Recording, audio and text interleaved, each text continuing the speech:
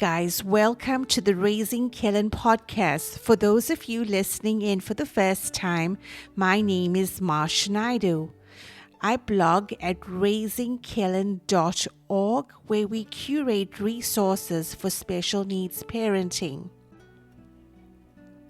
In today's episode, I will be chatting with Rose Reef, a licensed clinical mental health counselor from Cary, North Carolina, whose niche practice focuses on supporting individuals with disabilities and their families. Today's episode is brought to you by our community sponsor, First Citizens National Bank. Rose Reef, welcome to today's episode of Raising Kellen. It is so good to have you back. It is such a joy to be here. Thank you so much. Guys, Rose joined us last year on episode 17 of the Raising Kellen podcast, where she talked about some quarantine mental health strategies. So I encourage you to go back to listen to that episode. It is filled with little nuggets of information, which was invaluable as we negotiated COVID-19 last year. And Rose, I don't think either of us, for that matter, would have thought how long this period would have lasted us for. Not at all. My son likes to joke, we just passed the 1-year anniversary of our 2-week quarantine. Absolutely. Well, that's a bright young man. And I think he absolutely nailed it with that explanation. We are 1 year into COVID-19, and I mean, it's kind of surreal at this point, isn't it?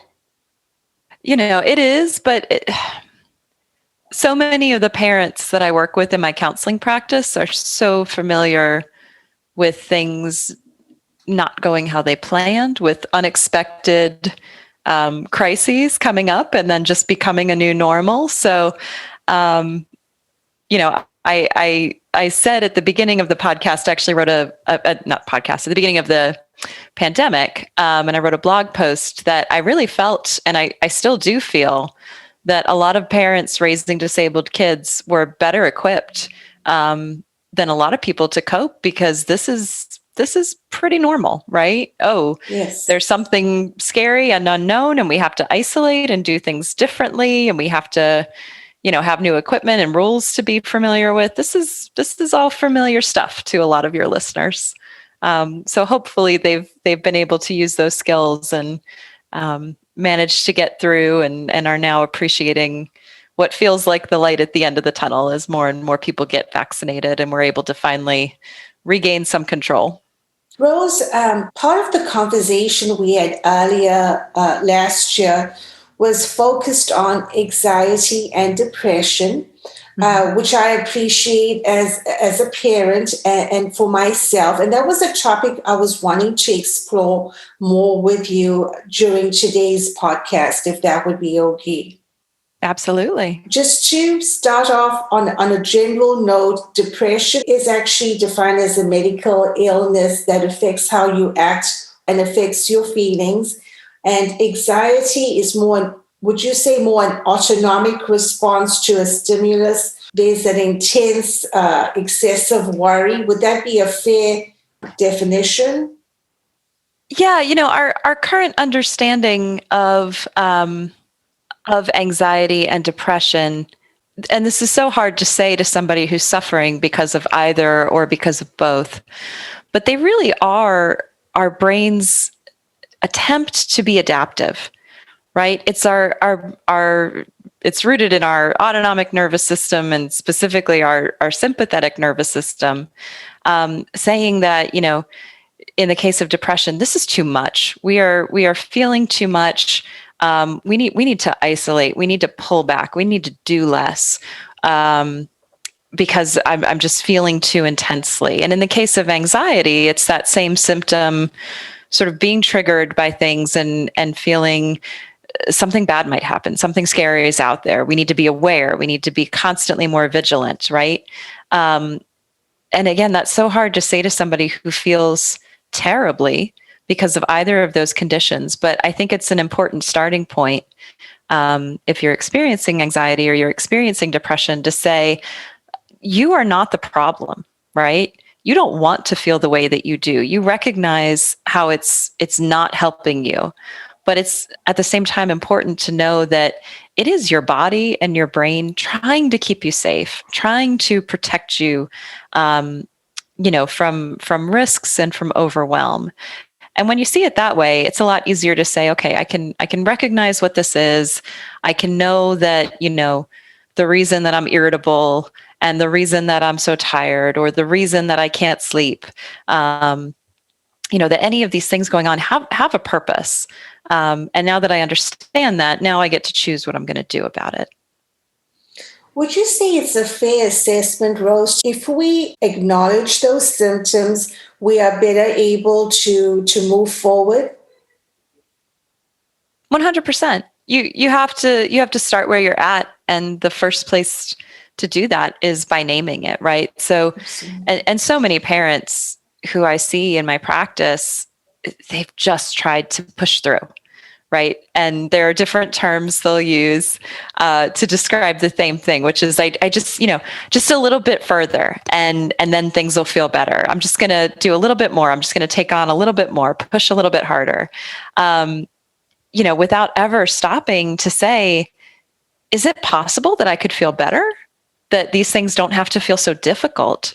And once they do that and they say, yes, I'm in a stressful situation. Yes, my child has high needs. Yes, my friends have no idea what I'm talking about when I use terms like IEPs and BIPs and AFOs and everything else. But when I acknowledge that there's something going on inside of me that's making me feel worse, whether that's anxiety or depression, or again, both, because they do tend to like to hang out together. It becomes a lot easier to work through it and to say, I'm not a bad person because I was irritable and frustrated with my child or my partner or my coworker this morning. It's not wrong that I felt that way. Maybe I could have handled the feeling differently, but Right. That irritability stems from depression, right? My feelings of anger, my feeling that I can't hold it together and get through a day without yelling at my child. There's a reason that I'm feeling that way. And the more that we acknowledge it, the easier it is to talk about it, to seek out treatment, to find support from others, and to not shame ourselves for feeling, a way that is so knowable to so many people, right? There's a reason we have names for these things, and we have the DSM, and we have support groups, and people know what you're talking about if you say I'm feeling depressed. It's not uncommon. It's unfortunately quite common. And so the sooner you can name it, the sooner you can tame it. I love that. As soon as you can name it, you can start taming it. Mm-hmm. Guys, I have to give you a little bit of a backstory here. Me and Rose actually sat down last week to take this episode, and we had such an awesome conversation. And I had forgotten to hit the record button. And so I'm trying to think of some of the questions we had actually gone through on that previous episode. And one of it, Rose, I believe, was, how do you know as a parent when it's time to ask for help? And Rose had a priceless answer to that. So I'm going to hand it to Rose. Oh, no. Here's hoping I can replicate that.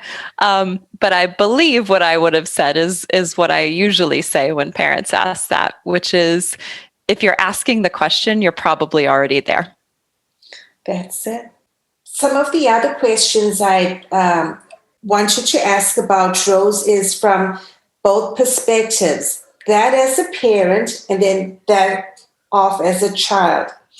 Mm-hmm. In terms of being a parent, when we first receive that diagnosis and there is that complete overwhelm and so many unanswered questions as perhaps lead to feelings of both anxiety that may develop into depression. What is something that you could, you would offer to a parent that has received a diagnosis of developmental delay and or disability? Sure. We live in this era of self-advocacy, and increased awareness and acceptance of disability, which has been such a fabulous thing to watch this culture grow in the 20 years that I've been in the field. But with that, I think unfortunately has come a lot of shaming directed at parents who are honest about how they felt specifically at the point that you're talking about, when they either received a diagnosis or like finally got the report that made things click for them. Most parents will describe some sort of moment of realizing just how different life is going to look from how they envisioned it with their child. And a lot of people will say, well, you shouldn't feel that way. You should love the child you have. You should appreciate any child that's in your life that you get to be lucky enough to parent. And yes, all of that is true. But the fact is, many, many parents feel the way that you just described. They feel shock. They feel guilt. They feel some anger. They feel maybe a little bit of denial, right? There's a wide range of emotions, disbelief, sadness, worry, all of it. So what does that mean? Does that mean that only, uncompassionate people are having disabled children? No, of course not. There's something understandable and very explainable in that reaction. And what we know from a lot of research, what I certainly see in my practice, is that is rooted in attachment theory. That when we find out a child is coming to our lives, either through adoption or pregnancy, however we're growing our family, we start to envision what our life will be like with that child. And we see, coaching Little League games, and we see taking pictures as kids go off to prom, and, we envision weddings, and we do all this imagining, and it serves a purpose. Biologically, there's a reason that we spend so much time thinking about who our child will become in later life. And it is to help us get through the very difficult period of adjusting to life with a newborn, because you have this screaming little thing that can't tell you what it wants, and it won't let you sleep. And whatever you try doesn't seem to work. And you just feel so deflated and incapable. And so our, attachment theory tells us that we have these really rich fantasies about the child we're going to have, so that we can stay bonded to and attached to and care for a newborn who is a lot more difficult to raise and cope with when you're sleep deprived and, possibly still in pain from labor and all that. So when you find out actually your child will not be playing baseball unless it's, through Miracle League with the aid of a wheelchair, or your child may not have pictures taken of them going off to prom or getting married because they have very severe intellectual disabilities, and those kind of relationships may be out of reach for them. That's devastating to that idea, the attachment that you have built to the child that you envisioned. And so what has to happen neurologically for parents is they have to kind of rework, okay, what about that situation might still be possible? What will look different? How can I get to know and appreciate this child who is different from the one that I envisioned? There's grief that goes with that, right? Anytime Yes. we lose something, we have to grieve that loss. It may not take long, but it's there.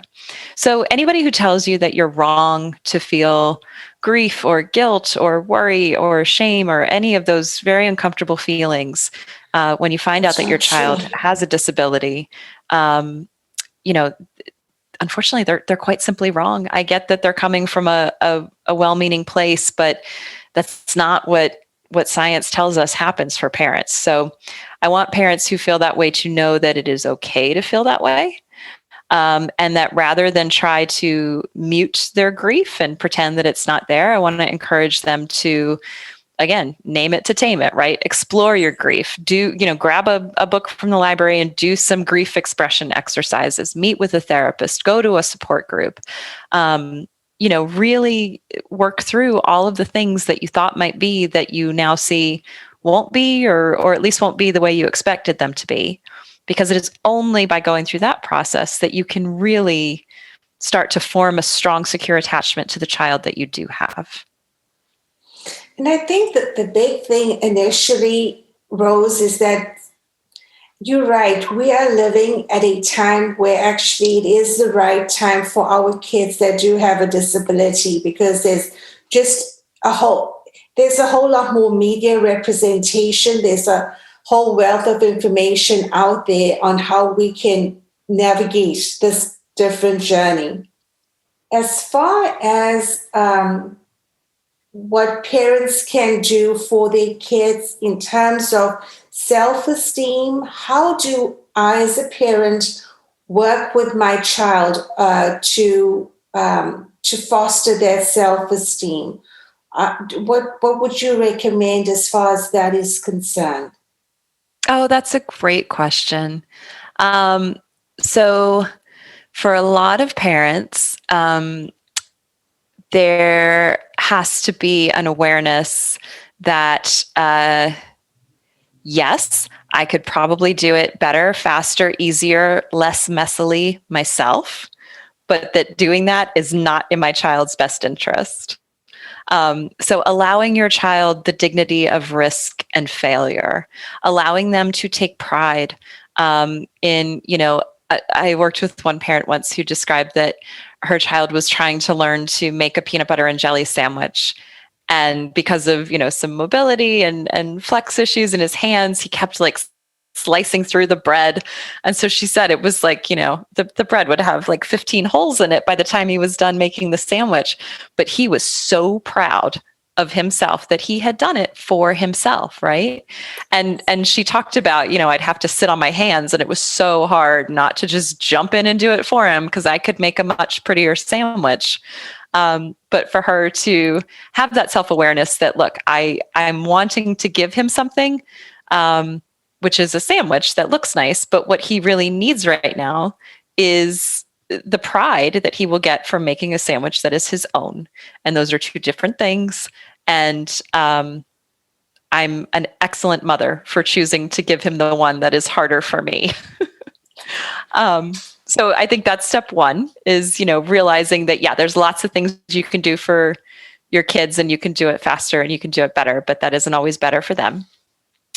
And then two, I think, really thinking about that the language we use very much informs our kids' inner voice and how that develops. And so you want to be really careful when you're acknowledging your kids' accomplishments, when you're praising them for a job well done, that you don't just say, good job, right? That we're not the ones to assign value to what they have done. That instead we give them the opportunity to be the one to talk about what they love about what they've done. Again, even if the outcome is not beautiful, even if it's not how we would have done it. So like in the case of the sandwich, just to use that as an example, the mom would go back and say, it looks like you're really enjoying that. So she didn't say, it looks great, I think it's good, you did a nice job cleaning up after yourself. She didn't make any kind of evaluation of what it was. She just invited her son to talk about his creation. And so then he got to be the one to say, yes, I made a really delicious sandwich. I am loving this lunch and I might make it again tomorrow. Right? So he got to be the one to be positive about himself. And that's what we want. So, I use this at home with my own kids all the time. And it works both ways. I can walk by their bedroom and say, I see 3 books on the floor. I haven't told them, you need to clean up your room. Your room's a mess, right? Like I haven't given them any direction. I haven't made any evaluation of what they're doing. I've literally just said what I see, very observational, very non-emotional. And then they get to be the ones to say, oh, books on the floor. That's not a sign of a clean room. I better go clean that up. They have to do the mental work there. But I can also walk by their room and say, wow, the floor is totally bare. No clothes, no books on the floor. Again, I haven't said that's great or I appreciate that. I've just said what I see. And they get to be the ones to be like, yeah, I cleaned my room. It does look good. Right. So thinking in that way, just being observational, kind of avoiding what we think of as traditional praise, really does help our kids to build their own internal sense of praise and pride.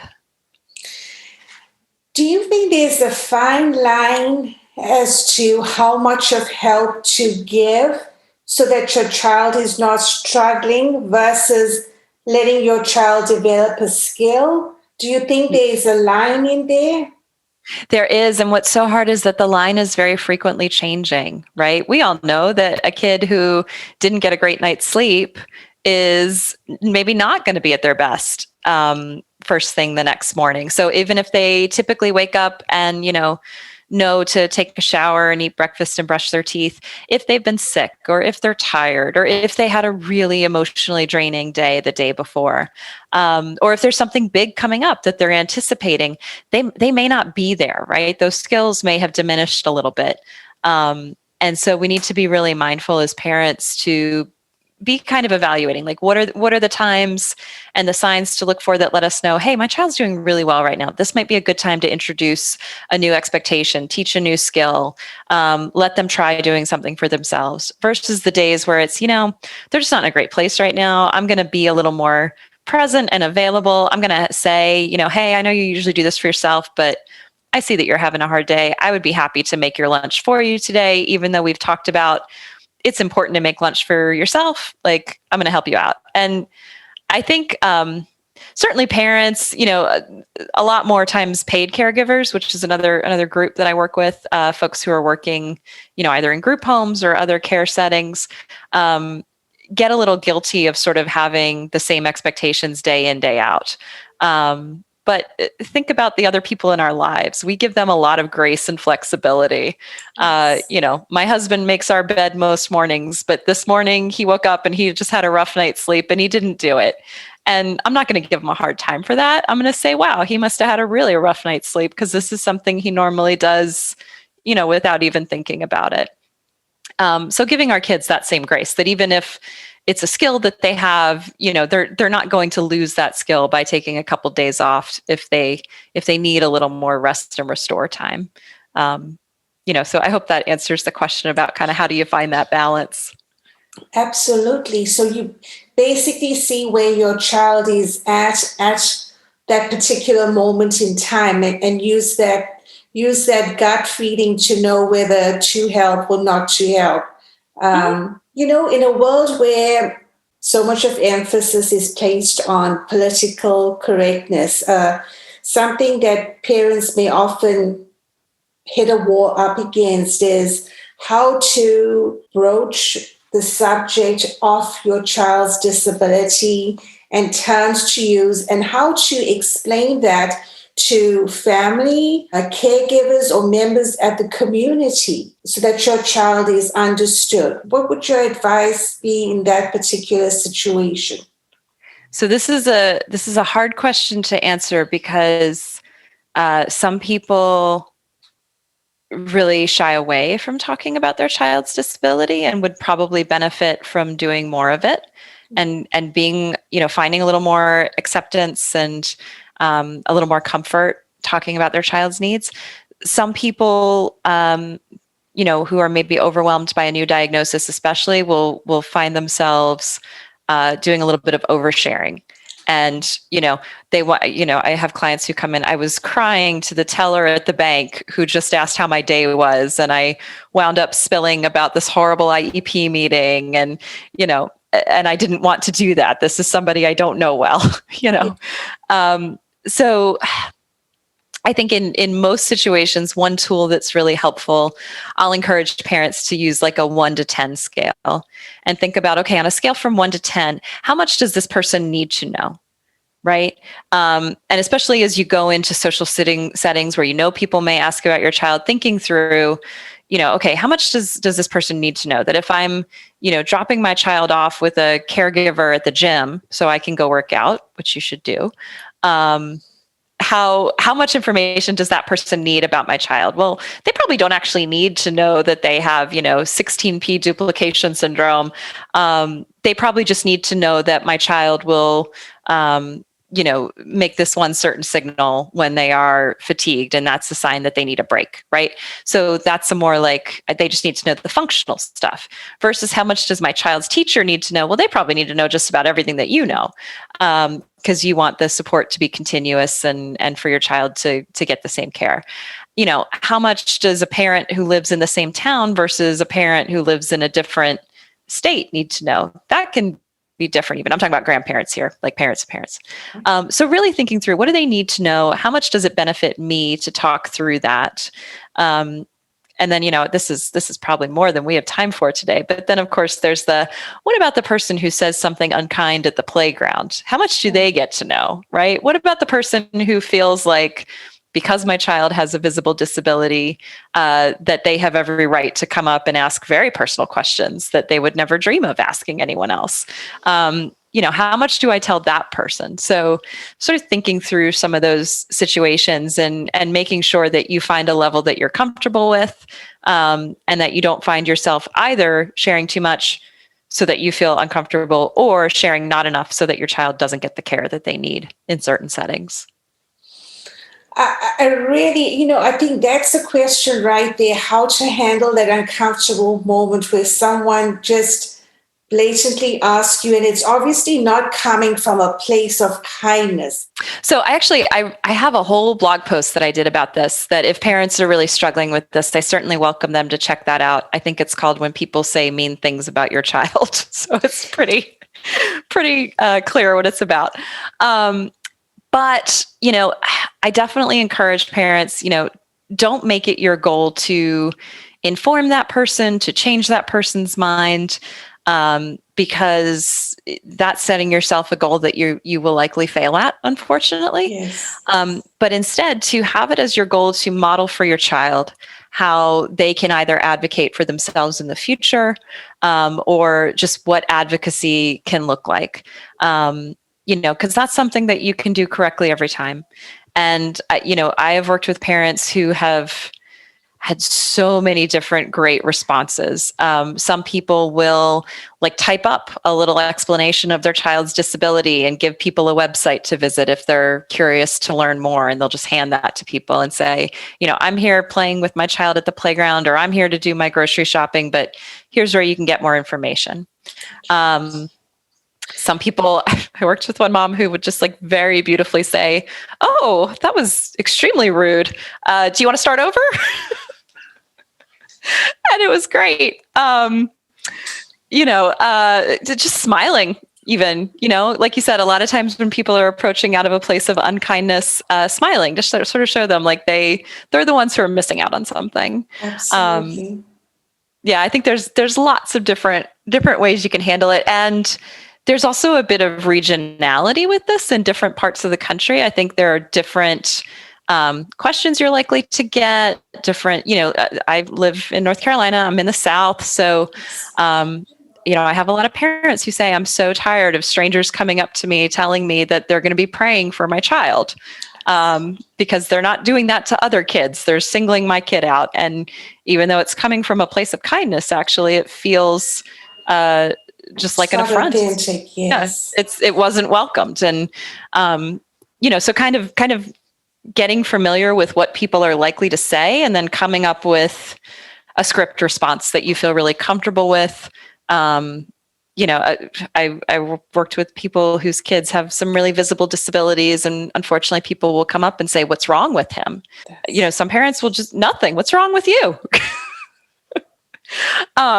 And it just kind of starts to come out very naturally, very easily. And you just know that that's your response. So I think there's no quite right or wrong way. It's more about having the right frame of mind. That if you say, "I'm fearful to go in the world because I'm afraid that somebody might say something," that's just a recipe for isolation. Yes, and for not seeking out support and not introducing your child to all of the wonderful places that there are in the world. But if you instead say, "This is something that will likely happen, and so here's a way that I can respond that I feel good about," you're coming from a position of a lot more confidence and thoughtfulness and intentionality. And, hopefully then you don't feel as fearful to go to those places where people are more likely to say things. Gosh, Rose, this is gold, girl. I think there's no better way that this has been put. And Rose, I want to be mindful of your time, and I know it's the time period that we agreed to talk for. I would encourage you all to go to Rose's website. That's rosereef.com, and I will attach that to the show notes as well. And definitely check out her blog site because it's so well written. And Rose, you instantly answer so many questions that parents have. And Rose, thank you for joining us today. Thank you so much. It was delightful to talk to you. I'm always happy to come on and answer any questions that folks have. So thank you for hosting me. Oh, thank you, Rose. You have an awesome day and see you soon, okay? Same to you. Bye-bye. Bye, Rose.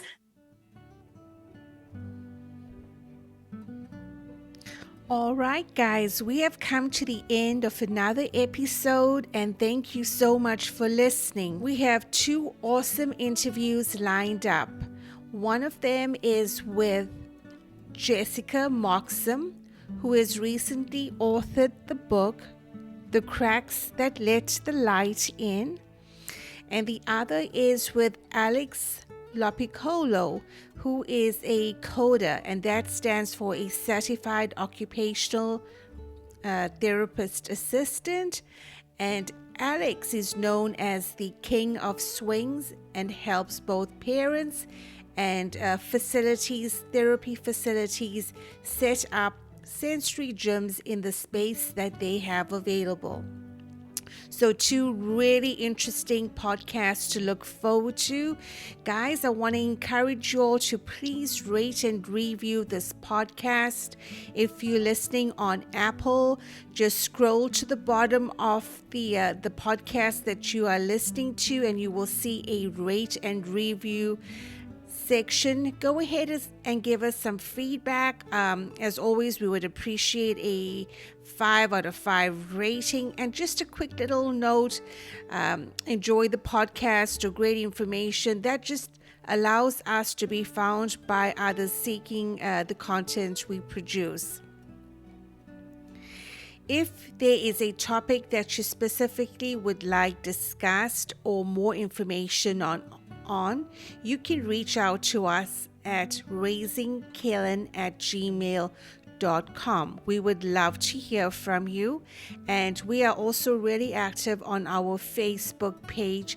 And if you search for Raising Kellen Inc., you will find that Facebook page, okay, where you can drop us a line. I'm really grateful to our community sponsor, First Citizens National Bank, for believing in the work that we produce and put out. So thank you so much, First Citizens, for sponsoring this episode. And guys, until we see you all the next time, remember, as always, get to the top of your mountain. This is Marsh Naidu signing off.